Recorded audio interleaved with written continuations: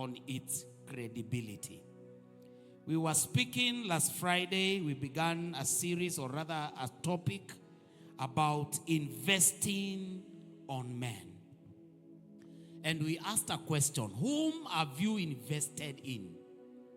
Whom have I invested in? Who can I go to and withdraw from? Who have you invested in? That you can call them in the middle of the night and they will say, because of the investment this person has placed on me, I am willing to wake up in the middle of the night. Who can wake up in the middle of your night season and step in place for you? And we began looking at the story of Abraham. Abraham was a man given to investing in men. To a point when his cousin Lot was arrested and taken captive, he didn't need to look further for people to back him up. He had men in his own house who rose to fight on his behalf. Give us that story as we do a recap. Genesis 14 to 16 in KJV. Or rather, this time around, give it to us in Amplified Classic. Genesis 14 to 16, Amplified Classic. Everybody, can we read this together? When Abraham heard that his nephew had been captured, he armed or led forth the 318 trained servants. Where were they born? Born in his own house, and pursued the enemy as far as Dan. Who can pursue your enemies with you will be determined by whom have you invested upon. He had invested on these men and their families. That's why when trouble came, he had people he can call to stand with him. And verse 15, he divided his forces against them by night, he and his servants, and attacked and routed them and pursued them as far as Oba, which is north of Damascus. Verse 16. And he brought back all the goods, and also brought back his kinsman Lot and his possession, the women also, and the people. Who can go to battle with you? Who can go to fight with you?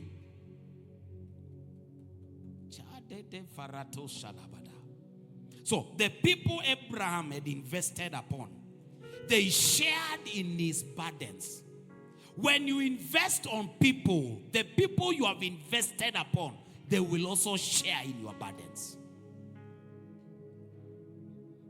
They will share in your burdens too, and your responsibilities. You want to walk fast.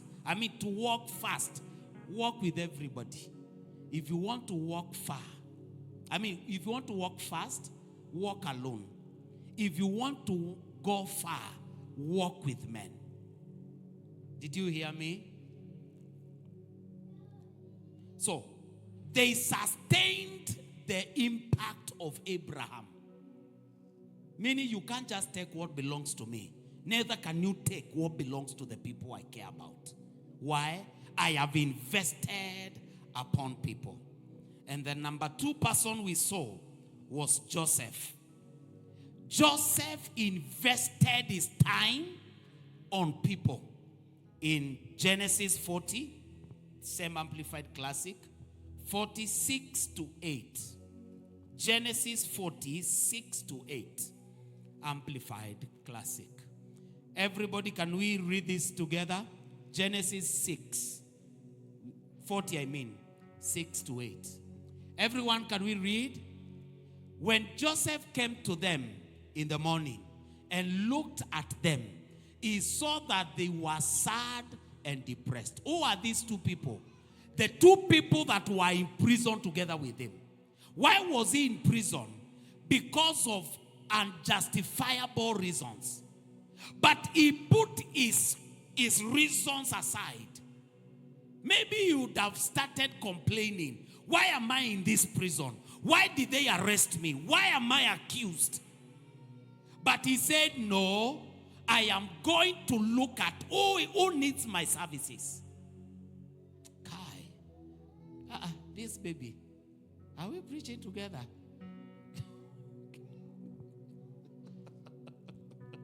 Don't worry about them. They are just being who they are.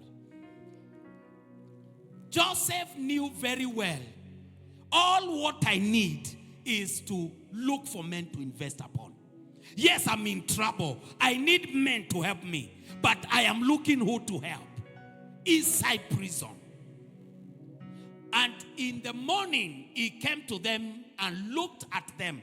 And he saw that they were sad and depressed. Verse 7 and 8. Everyone. So he has Pharaoh's officers who were in custody with him, his master's house. Why do you look so dejected and sad today?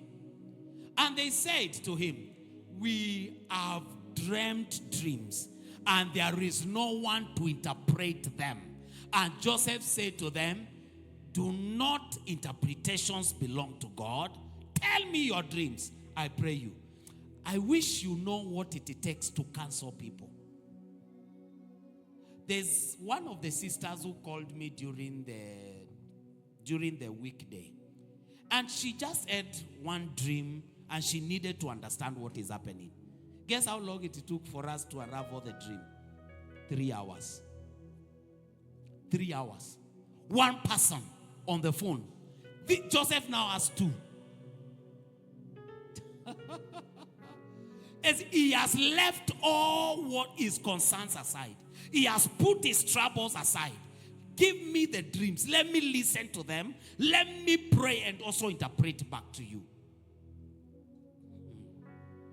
How many of us in the midst of your trouble, you can still want to help someone else who is in trouble? Or what you will only think about is, Lindsay, me, I have my own troubles. Lindsay, find your own way out. Chai. Investing on people. In the midst of wrong accusations, Joseph was ready to stand and help somebody. In the midst of accusation, Joseph was mindful about others. That's how to invest on people. And of course, you know what happened after that. His captivity was brought to an end. Why? Because of having concerned about what concerns other people. Write this down. You can't get anywhere you want to get in life if you don't assist anybody. If you want to get where you are going, get ready to assist men. They will push you, they will publish you, they will speak of you to other people. Whom have I invested upon?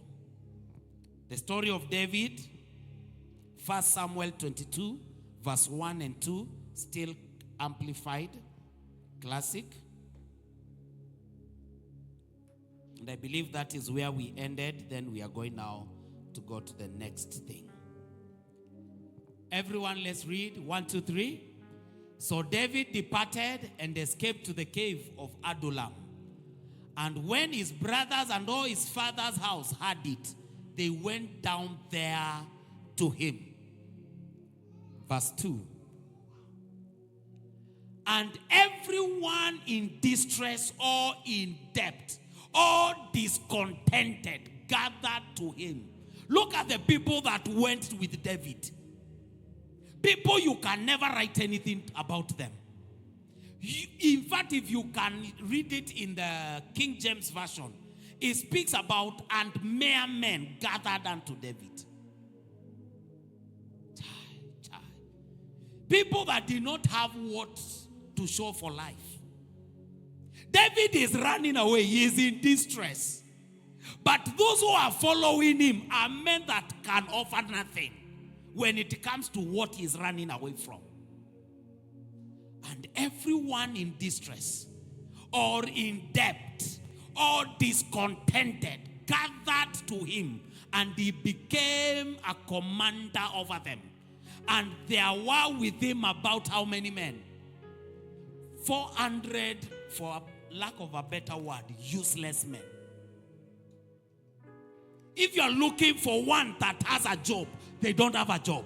If you're looking for one that has money, in fact, they are in debt. In fact, you are being called and being threatened. Do you know that your member called Edith, that girl has not paid rent for almost a year? Of course, not our Edith. As the people that followed David were people that were in trouble. Distressed people. But he did not kick them out. Because he knew, if only I can invest on these men, I will have more than I need in return. Give us this scripture in Message Bible and TLB. Just the verse 2 only. David was running away from death, from Saul. But look at the people that are who are accompanying him. Everyone, let's read. Not only that, but all who were down on their luck came around. Losers and vagrants and misfits of all sorts.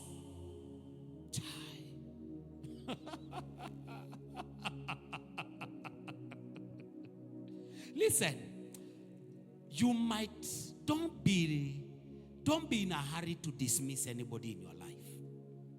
Some people come, but they are carrying gold inside of them. All they are waiting for you to do, just clean them. Keep on cleaning. Very soon, you will begin to see the shining that nobody has ever seen. They were all in debt. They were misfits in the society. Meaning, they could not be employed nowhere. They did not have certificate. They did not have nothing to show. But they gathered to this guy.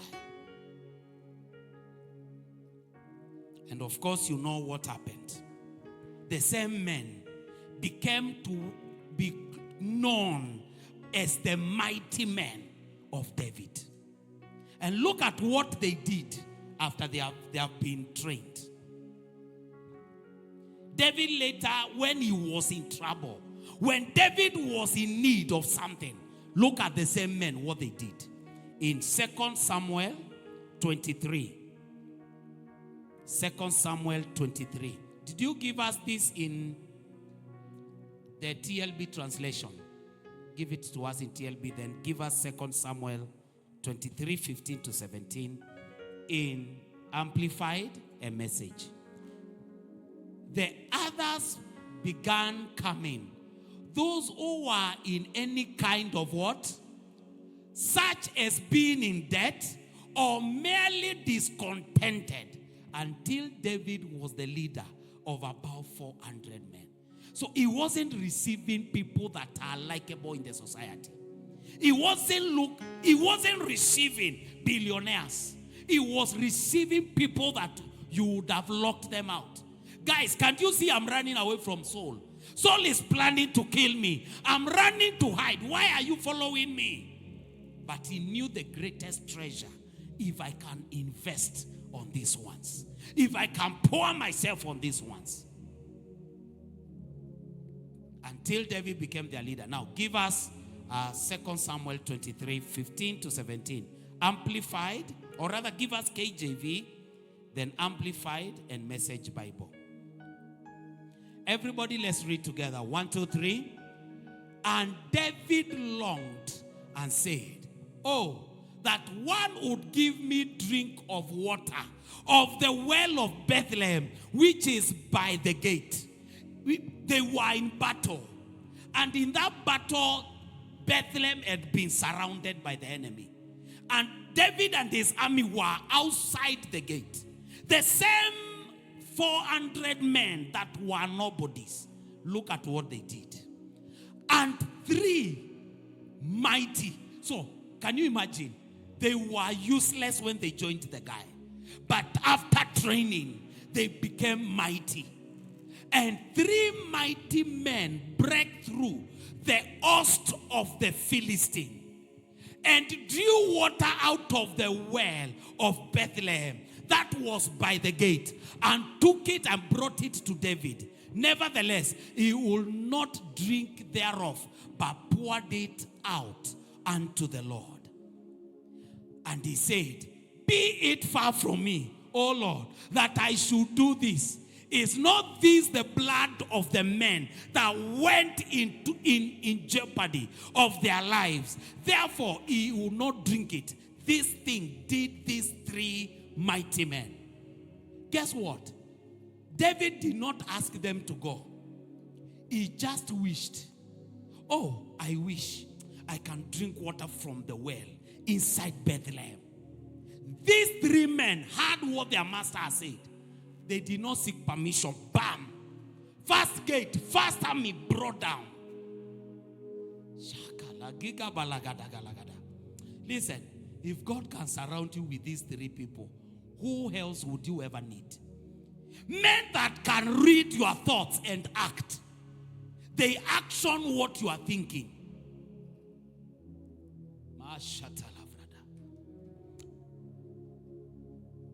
Go to the next translation. Let's read it. That should be amplified, then message. Everyone, let's read. And David had a craving and said, some of you, even if you crave for soda, do you have anybody who can buy it? Even though they heard you say it, can anyone do it for you?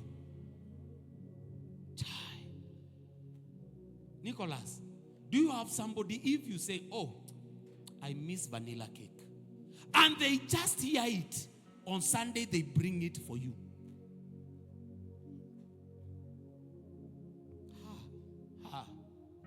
You pass through Moy Avenue, Edith, you say, that dress will look good on me, and you pass. And someone brings it to you on Sunday. Do you have such a person? David was just craving. It's not like he could not get water elsewhere. But he just imagined, we are locked out from Bethlehem because the enemy has taken it captive. And David had a craving and said, oh, that someone would give me water to drink from the well of Bethlehem, which is by the gate. Next verse. So the 3 mighty men broke through the camp of the... Listen, they were not fighting 3 people. They were facing an entire army. We are ready to die for our master to have 1 cup of water. Who can stand and do that for you? Who can stand and do that for me? Shalagadabo shataba. Ezekoto shatalabada. Verse 17. And he said, far be it from me, O Lord, that I should drink this. Is it not the same as the blood of the men? Do you have a friend who can, I'm ready to spill my blood so that you have what you need?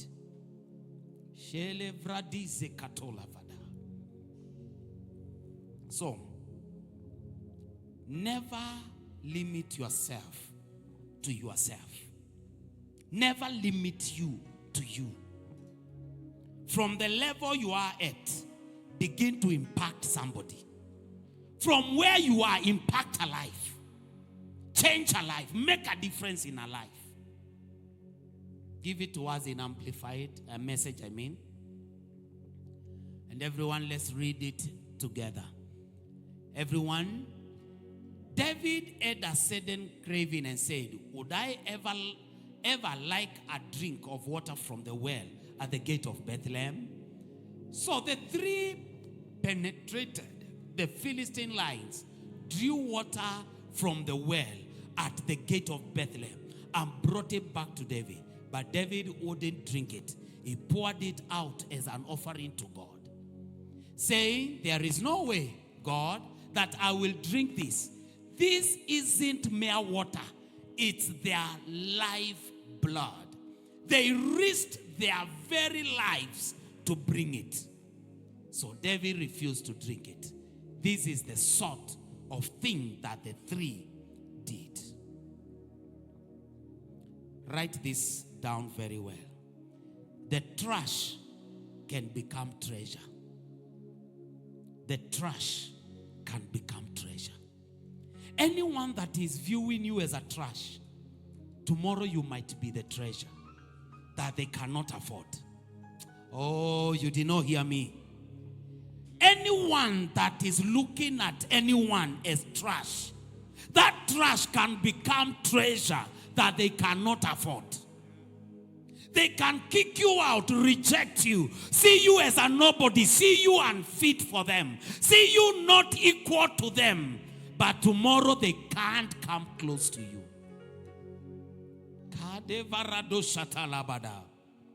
Lord, I'm amazed by how you show me mercy. Chineke mo, thank you for your mercy. Lord, I'm amazed by how you show me mercy. Chineke mo, thank you for your mercy. Listen, it is by his mercy that can turn that trash into a treasure. A sought after treasure. Give us the same Samuel in chapter 23 of that 2nd Samuel from verse 8 to 12 in Amplified Classic. Look at the same men that we read, they were zero, they were nobodies. What they did. 8 to 12. Everyone read with a loud voice. 1, 2, 3. These are the names of the mighty men whom David had. Of course, they have been listed. Go to the next. Who was slain at one time. Go next verse. There's something I want you to see. Everyone, next to him, among the three mighty men, was Eleazar, son of Dodo, son of Ahoy. He was with David when they defied the Philistines, assembled there for battle, and the men of Israel had departed. Next verse. Eleazar arose and struck down the Philistine until his hand was weary and hung. One man went to battle, fought until his sword could not lift. He had to lean on his sword. One man. What kind of investment do you think it was that David invested on these men? To appoint every one of them was equated to a mighty warrior. Let's read on. Everyone, let's read. The Lord wrought a great deliverance and victory that day. The men returned after him only to take the spoil. Verse 11. Next to Eleazar was Shammah, son of Agi, the Aritite. The Philistines were gathered at Lay on a piece of ground full of lentils, and the Israelites fled from the Philistines. Look at this verse. But he stood in the midst of the ground and defended it. One man. Out of the 400, one man. What an entire land of Israel was running away from. One man stood and said, I'm going to defend this one. I'm going to defend this one. And he slew the Philistines, and the Lord wrought what? A great victory. These were the men. Give us finally 1 Samuel 18. 1 Samuel 18, 25 to 27. My goodness. So we are this far. I thought we have done so much. It's only that our time has has been already far spent, and I don't want to. Everyone, I want us to read this in KJV. Thank you. Give us in KJV, 2 Samuel, or rather 1 Samuel, 18:25 to 27. Everyone, let's read 1, 2, 3. And Saul said, thus shall ye say to David, the king desireth not any dowry, but 100 false kings of the Philistines. Do you understand what this man is telling David to do? He is trying to send David and his men to be killed. Read the entire story, you will understand. I brought up this just to show you the kind of men David had trained. So the king gave, what do we put it? Like a test. He put them on a test. If you want something from the king, I want you guys to go to the land of Philistines, circumcise men, and bring me their foreskins.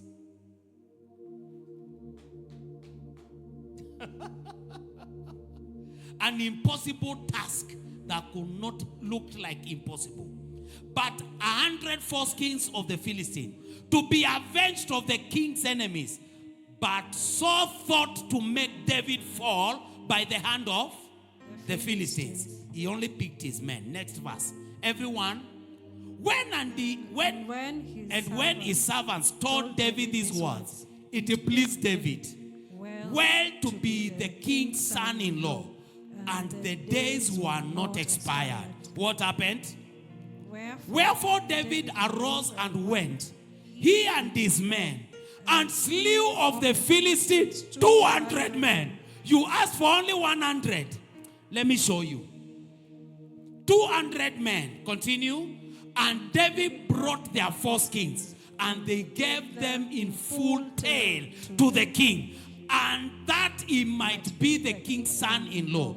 And Saul gave him Michal, his daughter, for a wife. You asked me 100, I'll bring you double. To show you how I have grown because of the men I have invested upon.